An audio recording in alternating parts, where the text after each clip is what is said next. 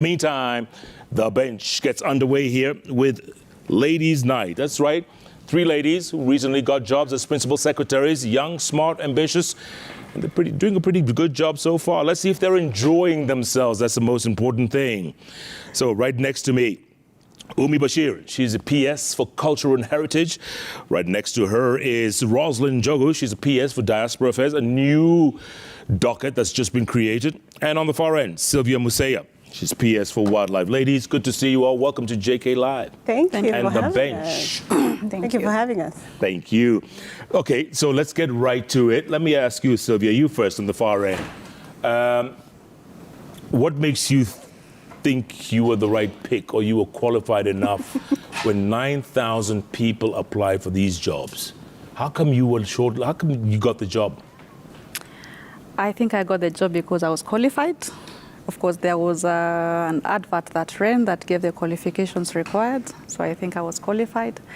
I also think I got the job because there was something they were looking for, an infusion of both old hands and new ideas. So I think I came in the new ideas group.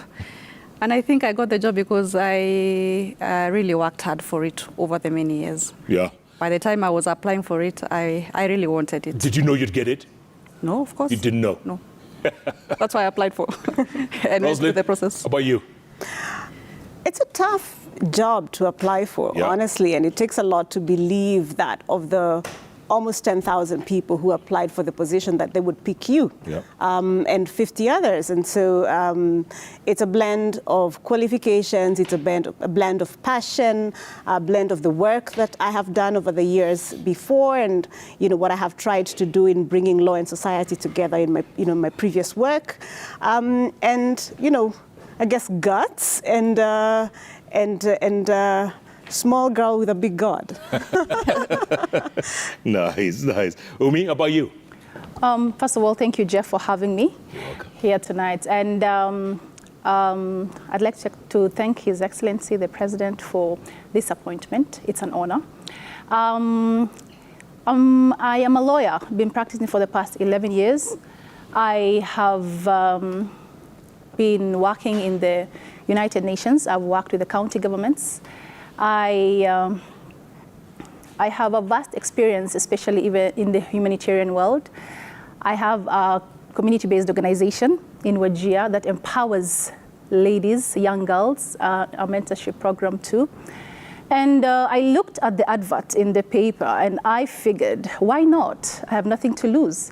So I took a leap of faith and here we are today. So thank you. Just like that? Yeah. Did you know you would get it, Umi? Oh, no. I had no clue. And when you saw 9,000 people apply, did you say, oh, this is not for me. I'm not going to get this? Not really. I said, why not? I mean, why not give it a shot? So.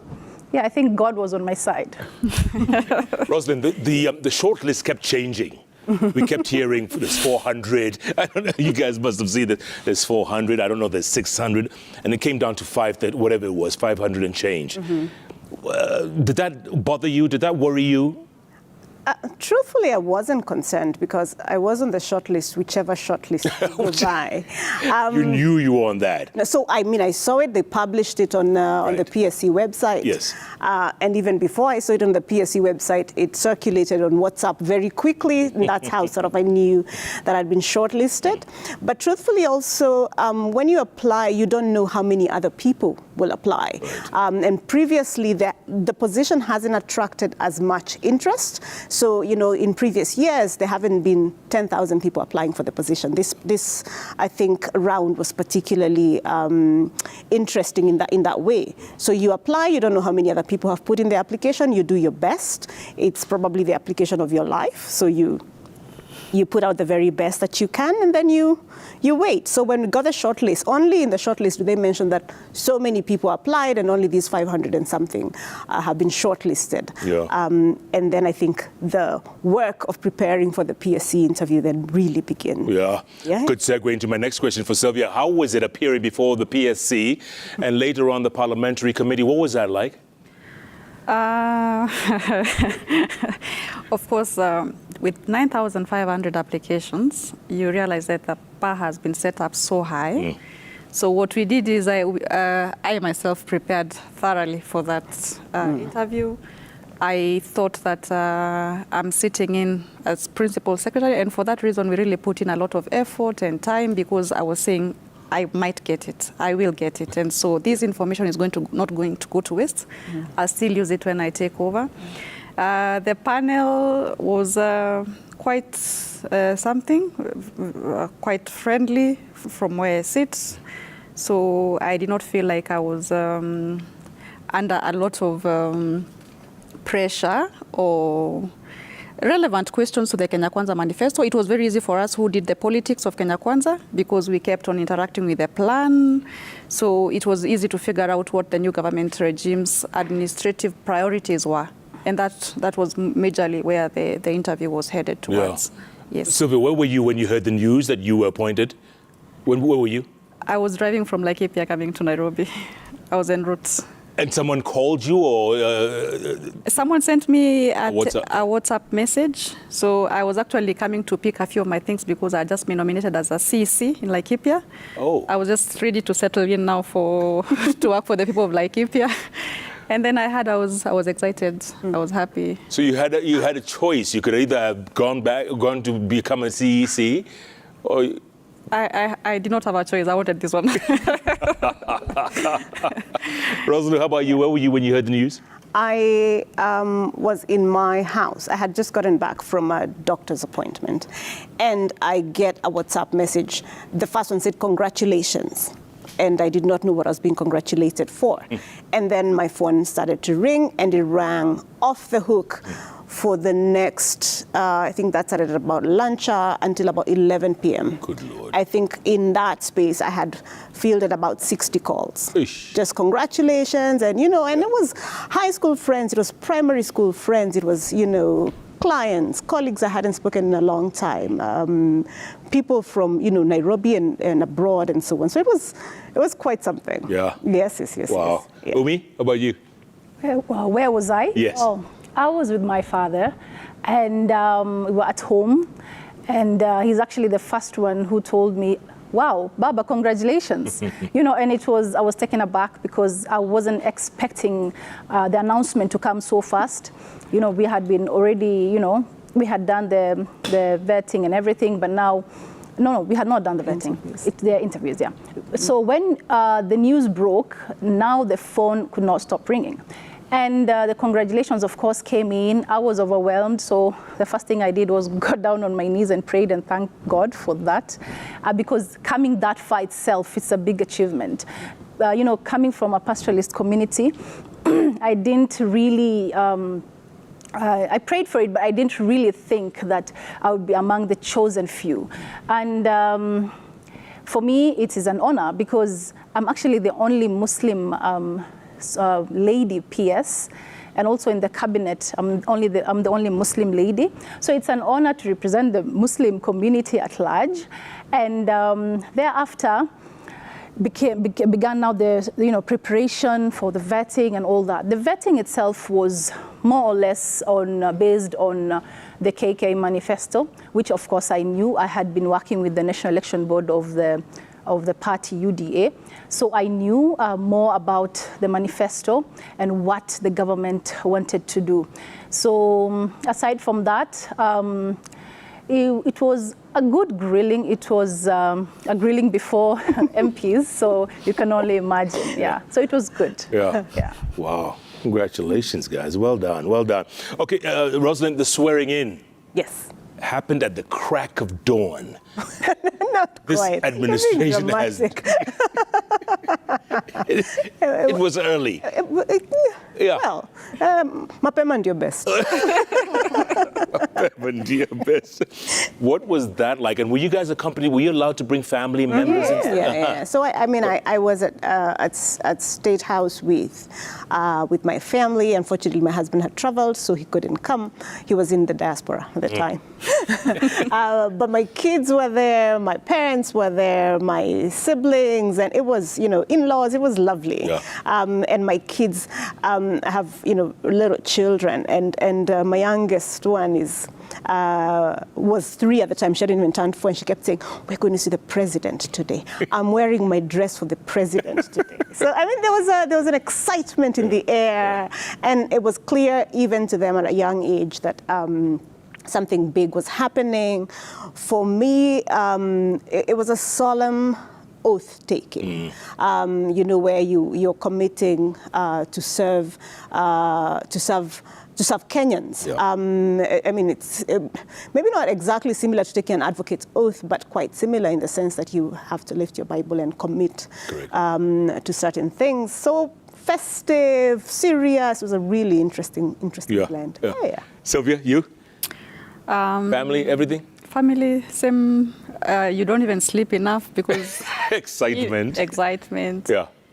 There were legal cases in there. There were a bit of stoppage. Some people would scare you and tell you, you know what, they've said they're changing the list still. So now it comes alive to you that you're actually a PS on the day of the swearing in.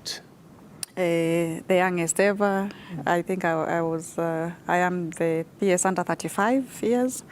So you have... The only one? Or one of the few? I am the only one under 35 years. Wow. But my colleagues are in their 30s and several others who are not here. Yes. So a very young cabinet, Yes. and we really thank the president for believing in us. And at that point, it comes clear to you the onus that is placed on you, the burden of proof that young people can lead this country. And so I was excited. My mother was there with me. I think I really wanted my grandmother to be there with me because she really brought me up when I was little. So my small kid could not understand what was happening. How old? 4 years. But at least my daughter knew that her mother is becoming something. Right. So a combination of both, and a very good day. Nice. An early morning, and that has been what this administration is all about. Early morning. Morning. But before you tell us about your experience, I hear if you're late for a meeting, a 7 o'clock meeting, for instance, you can't get in. You don't want to be late. We also hear because we've not been late. Yes. But I hear some people have been late and were told, go back to where you were. I think the rumors of people being late and being told to go back where they were. Were rumors. The rumors? No one's ever been late. No. I haven't. 7 a.m.? I haven't had a 7 a.m. yet. But if the head of state is going to make it to a meeting Before 7. Then I really have no excuse. You have no excuse. Yeah. Like I ought to be there well in advance. Okay. But yes, there's a lot of, you get a sense there's an urgency to delivering services, to delivering value, but also you have a head of state who is really plugged in and who knows the work and who is pushing, he's a hard worker, as you probably already know. He's a hard worker, and so he expects the team to move at that pace, if not faster. Absolutely. So, yes. Umi, you mentioned your dad a few moments ago. You were with him when you heard the news. Did you take him to this? Oh, yes, I did. He was out. He was so excited. Yeah. You know, I brought my dad, my husband, my brother, and an uncle of mine who's very passionate about Kenya Kwanza and the whole UDA thing. So it was a beautiful experience. Taking an oath is not an easy task. It is a responsibility that you're taking, and you're swearing before God that you're going to perform and you're going to, be a straightforward civil servant. So for me, it was nerve-wracking, but at the time I knew what I wanted. I had applied, so I was very excited. My father, on the other hand, yeah, he was more excited than me. As for kids, I have 2 amazing boys, but the first one is 4 years, the other one is almost 2. So all there's of you no have way 4-year-olds. Yes, 4-year-olds. Yes, so there was no way I was going to take them. Yeah. And we were told that to be very early at State House, so there's no way I was going to wake them up. But it was a beautiful experience, and so here we are today. Look at that. Here you are today. So let me ask you this, Umi. Let's start with you. Is this the biggest desk you've ever sat behind? And how does one start? What was day one like? Oh, yes, this is the biggest desk I've ever sat behind. Yeah. I ran my law firm before, and so I thought that is the biggest desk, But this is indeed different. Day one was, of course, handing over, the previous PS handing over. meeting the team, the technical team. I also met the sagas that fall under my State Department. So actually, day one was more of introductions and handing over from the previous PSs. We happened to be in the same ministry with Sylvia here. She's in wildlife, I'm in culture. So there was the whole debrief. And, you know, cake cutting and goodbyes from the previous PSs. And that's when it hit me that this is not a joke. This is a serious responsibility. Then came His Excellency, the President, where now, you know, we were in Nanyuki and everything was, you know, so, straightforward, and everything was like, keep time, you have to perform, you have to deliver, you know. So it was great for me because I'm a performer and I know I will deliver. And we have short-term targets, we have long-term targets, which I'm sure my fellow PSs can attest. We are doing our best to ensure that we tick the boxes that we promised to tick. Yeah. So, yeah. Absolutely. Rosalind, biggest Huge desk? Yes. I also, is it literally a big desk? I mean, literally and figuratively. Yeah. So it is actually a really big desk.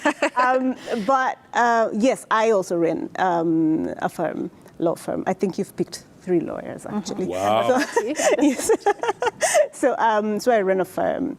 I've also taught at the university. I helped set up, a law school. So I've had my experience in sort of doing big jobs, but this one is different because not only do I have to set up a State Department from scratch and figure out where does this go and what does diaspora look like 30, 60, 100 years from now and do that work, but also on the very first day you're confronted with live issues. You have 3 to 4 million Kenyans who live abroad, whose needs, whose rights, whose welfare have not sort of been cared for in a structured fashion.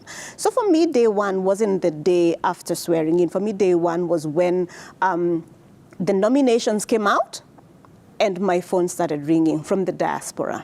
We hear you're the nominated PS, can we have a Zoom meeting with you? And I started having Zoom meetings before I was vetted, before I was sworn in, and it is all hours of the night because the diaspora is, awake 24 hours. Yes. So, and then very quickly I found myself thrown into, having to rescue people who are stranded in different parts of the world, but also just structuring how to deliver services.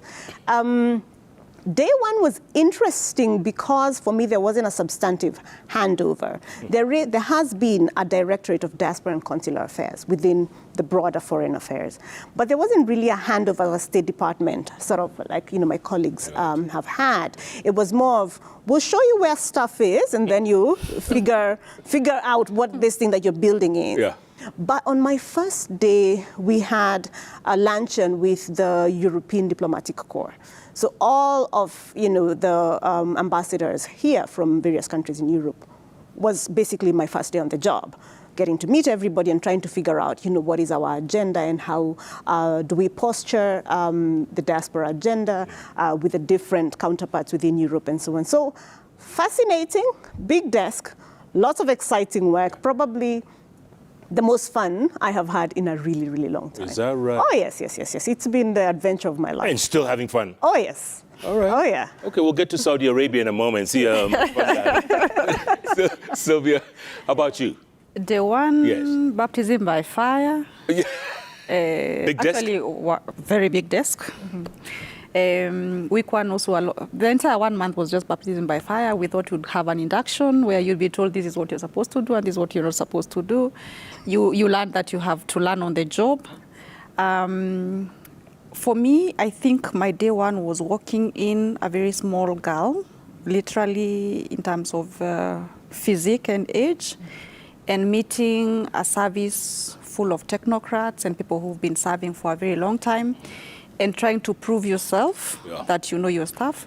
And I think I really thank God and I thank the President that I went to wildlife, because it is one thing that I really love and I enjoy, and it is what I was born into. So, and I have been reading too much because it's the only way you actually prove that you are worth that position. So that by the time they're even telling me their budgets are, I can tell them the last 0.20 cents. So then they're like, okay, What? you are in the right place. Oh. So for me, day one was, the first impression you make on people. Yeah. It's how you're going to run the next many years together. And also, of course, people are able to read energy. It was just to say, I am here, I'm to provide leadership. The government is a very efficient machinery. Yes. You realize that Yeah. they are all the right people at the right places. Okay, are your colleagues helpful over there? Or... Very. Yeah? Very, very. Because some people, they're not very happy about other people being promoted and they get very jealous. So that happens everywhere. I honestly believe if you send positive vibe and energy, it shall come back to you. Okay, a moment ago you mentioned numbers. Yeah. You are the chief financial officer, all of you, of your respective dockets. Yes. And the president wants to save like 300 billion shillings. You just mentioned some numbers. Is it tough? Is it going to be tough saving those numbers? It is tough. It is tough because, for instance, it means that we've cleared off budget for travel, and for some departments like where we all come from, it depends a lot on that. We've also slashed off budgets for critical development agenda, but to the advantage is that we are also openly having very good conversations with development partners. You realize that there was so much money for donor funding, but absorption was very little. And it had to do with systems in place at the National Treasury. It also had to do with, for instance, this is something that every other time people say, a matter is raised as an audit query, it goes to EACC, it stalls forever. Some of it, that is not really necessary. So I honestly believe that we have the resource within ourselves that we need. It's going to feel some pinch for a while, but it will settle. Yeah. Rosalind, speaking of travel, you travel a little too much, probably for your own good. You're racking up those air miles like crazy. But to be fair, every single one of my clients is abroad. Right. So because you're diaspora, correct? Yes, you can't really serve them from here. You can do a lot from here because you're the anchor to here. You're working to bring liaison between, the diaspora and lands, or diaspora and citizen services, immigration, investments, and so on. So that critical function, yes, remains here at HQ. A lot of liaison with the missions, of course, and our ambassadors, who are a part of my staff and our staff at Foreign and Diaspora Affairs. So there's a lot of that, and they do a lot of the heavy lifting within the missions. But yes, I think it's part of the job that you have got to. It's critical that you travel. You must, yes, because a lot of the things that we have to do out there, apart from going on visiting day, right, and seeing how diasporians are doing, is also trying to figure out how can we create relationships here that allow us to have more Kenyans working abroad. Who do I need to meet in Singapore for us to be able to secure bringing in more nurses or bringing in more teachers here? Who do we need to see in Australia to make this happen, and so on? So we have to literally be out there supporting the diaspora and pushing this agenda forward. Yeah. Umi, saving 300 billion, it's going to be tough. Yeah, it is. First of all, I have an amazing team at the State Department, the technical team who have a vast experience, of course, because they've been there for very many years. Advisors who, advise on where to pick and what to reduce on. So for me, the trainings have been reduced, and that is what we need. We need to train our staff. The staff need to be promoted, but at the same time, they can't be promoted until they achieve a certain threshold in terms of trainings. Travel, local, international, for us, we're not diasporians. We're more of culture, and culture it's about values. It's about being here at home and appreciating different cultures. When I was appointed by His Excellency, I come from Wajir County. And my work does not only stop with Wajir County. This is for the whole country. So I had to, be conversant with different communities, different cultures, different cuisines. I went to Rusinga, where I've never been before, and seeing how the department has to run, but at the same time, you have to respect the order that has been put in place. So at the same time, putting the deliverables and priorities in place. You know, so what I was thinking to do in my State Department is to work with my the CS, Tourism, Wildlife and Heritage, to see on how we can get resources externally, be it partners, be it embassies, be it organizations, international organizations, that can actually make sure we deliver on what we promised the people of Kenya. What we are basing on everything that we do as State Department is fully the manifesto, and making the staff and the people understand what the manifesto first of all says. So that is where I am right now as a PS for Culture and Heritage. Yeah. Yeah. You mentioned your minister a moment ago. Yes. Oh, your CS. Yes. You all get along? Oh, yes, yes. She's amazing. Yeah. She's very supportive. Yeah, we get along. Yeah. Rosalind? Yeah, I have. My boss has been great, particularly at enabling and letting you thrive. So he pretty much says, what are you doing about this? Can you give me a quick brief? Okay, I like this, would you change this? But I love what you're doing, go ahead, run with it. Yeah. So in many ways, I have been able to sort of get the agenda from the plan, begin to implement it, and then run with it. I have as I said, Diaspora Affairs was a directorate before, right? So I inherited a small complement of staff of about 30. And our establishment at full force will be something like 120, 130. So I have a small band of disciples that I'm trying to work with to deliver on this, on our mandate. And very quickly, I think the thing that you learn, especially if you haven't been in public or civil service before coming in, the first thing you learn is just how much the technocrats within the ministries know and how good they are at their job. And very quickly you start to realize, I might have given government a bad rap when I was out there, right? And just be very fascinated by, Sylvia said earlier that government can be an extremely effective, efficient machine. Very quickly you start to realize, oh my goodness. So last week, for example, I was in Mombasa and I wanted to meet, we had something with Bunge, in Mombasa, and I said, while we're in Mombasa, can we meet some of the recruitment agencies who have been, recruiting Kenyans to work abroad, particularly in the Middle East? Can we meet them? And very quickly, my team says, oh, we'll talk with, National Government Administration, and we will organize it. By the time I get to Mombasa, they have 60 or so agents in a room. So it's very, you're like, okay, this is good. This is good. I can work with this. I can do this. Yeah. So that's been a really interesting part of the experience. But the other thing I was going to say about what Umi said is a culture cuts not just across the various cultures within Kenya, but it is one of the things that we are able to identify with when we're abroad. So one of the things that you notice if you live abroad, for example, is if you're walking in the streets of Stockholm and you hear somebody speaking Kiswahili, you immediately sort of turn your culture. There's something inside you that sort of goes like, that's a taste of home, that's a sound of home, and so on. So culture, for us, even at the State Department of Diaspora Affairs, is one of those really, really critical sort of linkages that help Kenyans to remain in dialogue with us, to continue being plugged into the national development process, and that's why part of our conversations between PS Umi and Dia are just how can we begin to tighten that and make cultural diplomacy, which we already have within Foreign Affairs, and the State Department work even more in sync so that we're able to actually get people both abroad understanding our culture, loving our culture, being interested in Kiswahili, being interested in the things that we do, but also for diasporans to sort of remain connected to the motherland. Nice. Sylvia, I don't know who, I apologize, who's the CS for wildlife? We share the same CS. Oh, both of you? Yeah.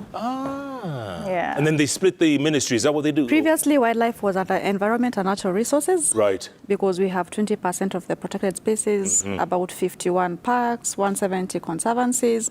So conversations around wildlife were usually biodiversity, carbon financing, climate change, things that are generally in environment. Right. But since 2018, it was moved to tourism as a product.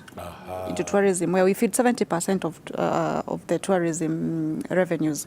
Because most people who come to this country, of course, the beach sands, the culture, the cuisine, as she says, but of course, the largest population will end up in our national parks. So I think they realized that it became more scientific than a service provider or a product provider. Right. So we were now moved in 2018 to Ministry of Tourism. I have a good boss. We have a good working relationship. But the one thing that the president has made clear is that he does not care whether we like each other or not. We have to deliver for Kenyans. And there was not a room for asking, would you want Jeff to be your CS or not? Yeah. So she's qualified for the job. I'm qualified for my job. We have to work together, bring our synergies and energies together, and deliver for Kenyans. Yeah. You know, it's interesting you mentioned the president. That was my next question. Yes. Are you all getting along? I mean, what's he like to work with? Early mornings. Yeah. Deliverables. You go sit on your desk, and it is very clear what you're supposed to do. Since Nanyuki and after Nanyuki for the next 2-3 weeks, it was to say, what do we do in the short term? What do we do in the next financial year? And what do we do in the next 5 years? You realize that we've come on board in between the financial year, 2022-2023. Yeah.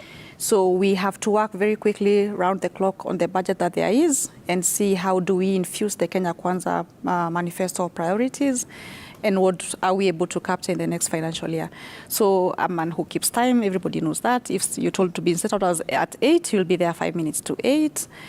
We work, I honestly really enjoy working with his Council of Economic Advisors generally, because you tap into very solid brains, people who've been in service for years.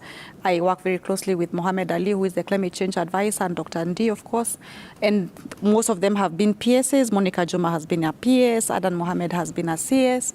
So it is very easy to, if I do not need to necessarily reach the president, in not in a bad way, but there is a good brain around him that is accessible. So there is someone to continuously check, do these priorities still align? Do they not? So it is easy now because we all have our priorities set. For me, for instance, I know human-wildlife conflict is on top of my list. And I have to think through how to pay, compensate the victims of either death, injury, predation, crops damage, because that is money that goes directly to the people, the hustlers, mashinani. And think around how do I develop an insurance scheme so that it doesn't need to take 10 years for you to be compensated. You realize that the human-wildlife conflict spike is on, there is a serious rise because of the drought situation. So basically working for President William Ruto is you think on your feet. It is early mornings and late nights.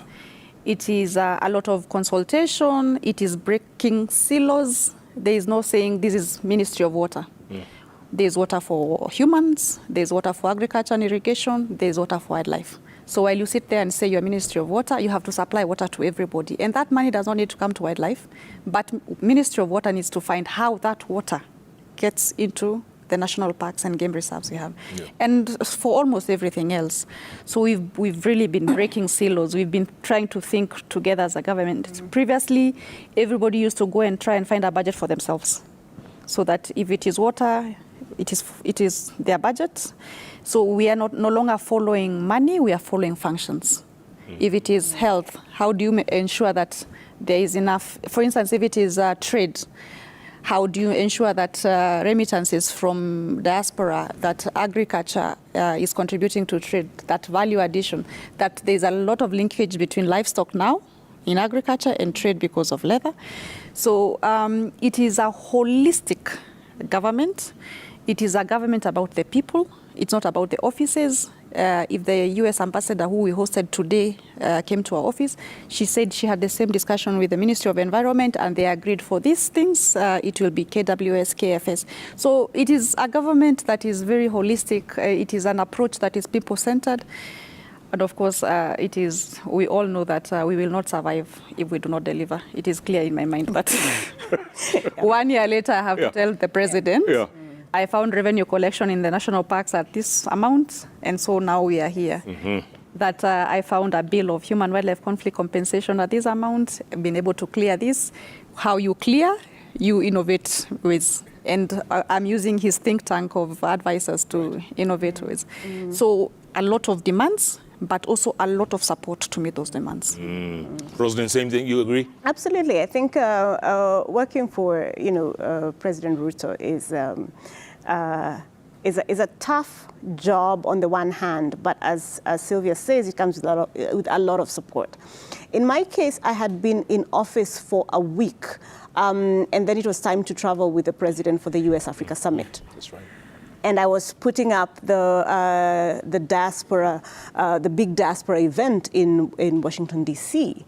And the amount of pressure to just perform well at such a global stage, 1 week on the job, making sure that you're meeting the standards that you have checked. It felt a little bit like being a wedding planner. You had to sit and just check everything. One of those evenings, the director for Diaspora Affairs, Ambassador Law, and I sat in one of the rooms in the hotel in DC and just sat with the diaspora leaders and went through the program. It took like 45 minutes just ironing things out. There's a level of detail that you have to just meet so that everything goes really, really smoothly. So that was baptism by fire.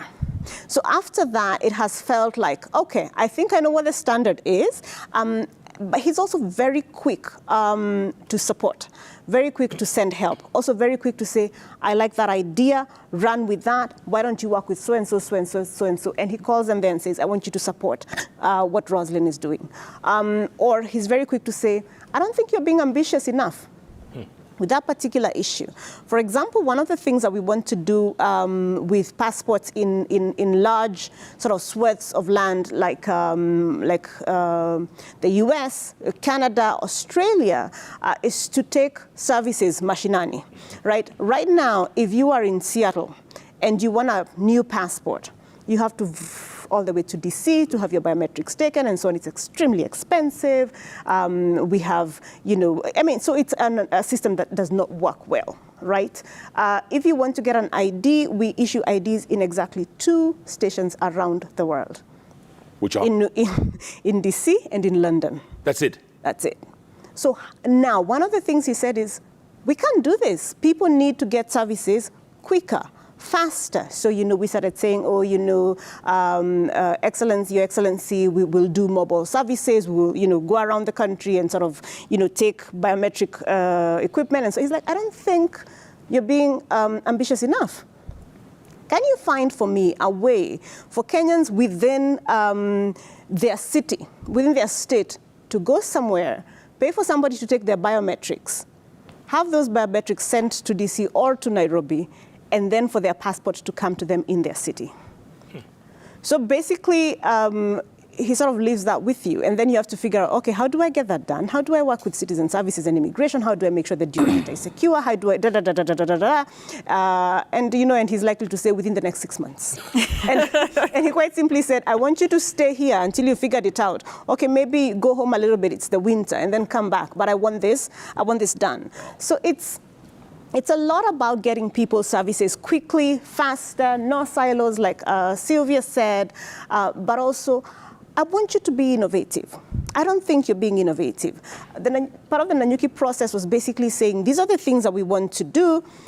We don't have a budget for them. Those of us who have brand spanking new state departments, of course, do not have a budget because we were not part of the last budgeting cycle. So you're basically saying, I have all these amazing things, and you've given me a 6-point mandate that I don't really have a budget, to deliver. And he's like, I want you guys to stop sending letters to Treasury asking for money. There is no more money. I want you to innovate. can you figure out where we are going to squeeze, who you're going to work with, how you're going to form value chains, how are you going to, if culture has a little bit of money and we want them to brand our embassies abroad, how can I be very friendly with Umi so that, she carries me along on that, probably on the promise that when we have rebranded the embassies, she can have little museums at every one of the embassies so that we're meeting culture and, sort of diaspora and foreign affairs mandates and so on. So it's been, every time you get called to State House, you want to have your little brief. You want to have in your mind your dashboards because he's going to ask questions. He's going to ask me questions about how many jobs have you been able to find Kenyans abroad? Where are the jobs? How are you dealing with, distress calls? So you know what your performance indicators are, and you're ready. You work with your little brief in case you are asked. So it keeps things very, very clear. Yeah. Yes. Umi? Yeah. You've mentioned the president's name like 4 times. I was counting. Who was counting? Yeah. So. I could say the president is a timekeeper. He keeps time and he's very disciplined. So he expects the same from us. Personally, I have had to step my game up. I have had to stay in the office more than longer hours than before, get there early because the desk is always full. You'll clear it right now today and tomorrow it's back to square one. So for me, what I can say is the bottom-up economic model. That is the thing that he's very passionate about as a president. And of course, this is a new regime. And these are the promises that we made to the people, he made to the people together with his deputy president. And how do we then pull these people who are the bottom of the pyramid and, and help them economically? For me, what I have under me is the Bomas of Kenya. I have the National Museum of Kenya, and there's an initiative called Ushanga Initiative, which is basically the beads that the Maasais and the pastoralist communities use. So for me, it is more of how do I then support this woman who is there in, Narok, who is in Marsabit, and ensure that the beads that she's making, the necklaces that she's making, rake her some sort of income. And at the same time, assist us at a county level all the way to the national level. What I can say is, we cannot work in a silo. We cannot work as a national government alone. We have to bring in the county governments. There's no way we're going to do anything without working with them. So for me, I've been working with counties like Narok, where we're trying to come up with a state-of-the-art curio mall at the Sekenani Gate, where now our women will have, instead of hawking and running after tourists, they're going to have a place where they're going to sit and lay down their products. At the back of that mall is where we're going to have our production industry, where we're going to have the leather that comes straight from the hides and skins within the county. So it's a beautiful story. So when a tourist comes, they're taken through the whole process. And when someone buys a bag that is beaded, or a belt or a mirror that is beaded with all this beautiful ushanga, they go back home with a story to tell. And a next tourist would love to visit that particular place and, feel this story. The other day we had Madonna around, and she's really marketed us without even us involving her. It's something that she was doing without us approaching her as a government. And we have a beautiful, beautiful country. When you think of tourism, back in the day, you'd think of bush and beach, bush being Masai Mara and the beach being the white beaches, sandy beaches. But we came to understand that these tourists actually have these beautiful hotels. Miami, sandy beaches, Dubai, there's beautiful hotels. But what is it that they come to do here that is different from any other country? And we realized that 35% of these tourists actually are interested in our cultures, in our cuisines, in our dances. So we're trying to capitalize on that as a ministry and, form unit with wildlife, tourism, and myself in culture in such a way that a tourist will look at the package as a whole. He'll go to Mara. What they're used to is usually the Maasais, internationally known. But what we're trying to change as a State Department is that notion of culture is the Maasai shuka and the Maasai jump dance. You know, we want to bring different cultures and communities. We want to take them globally. We have the Pokomo, we have the Luyas, we have the Somalis, we have the Kisii soapstone, for instance. There's so many different, like Lamu, for instance, they have the kofias that they make, and the jamvis, and so many beautiful cultures that I would love to take internationally instead of us being known only for Maasais. That aside, another thing is that culture has always been related to old school, boring stuff. So it is my notion that I really want to change that perspective to, you know, making culture cool again, involving the youth to visit our museum. Because, Jeff, have you ever taken your kid to the museum? No. Exactly my point. So what I want to change is that I want to take my kids to the museum. I want them to experience that, understand where the Turkana boy came from. Where was he found? Everybody thinks he was found in Turkana. No, he was found in Marsabit. But you see, there's the whole aspect of the cradle of humankind. We have that. I mean, that is a jackpot, but we don't capitalize on it. So for me, it's an exciting journey to ensure that there's some cohesion between the communities, because our country is known to divide communities when it comes to politics. Politics actually divides us. But the thing and the tool and the vehicle that I can use as a PS, culture and heritage, is culture. Tell me something, does the Uhuru Gardens Museum, does that fall under you?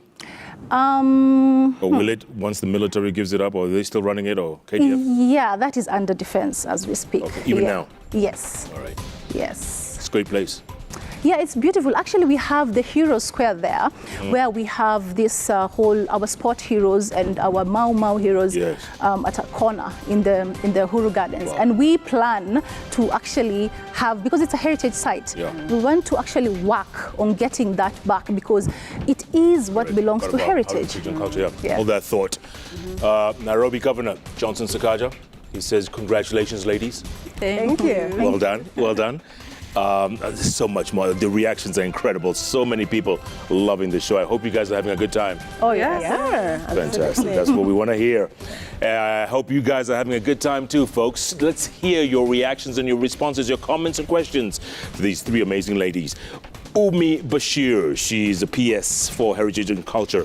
Rosalind Njogo, she's a PS for Diaspora Affairs, a new docket created recently, and she is taking the ball and running with it. And Sylvia Museya, PS Wildlife. I want to talk about animals dying because of drought. Yeah, let's talk about that when we come back as well, yeah?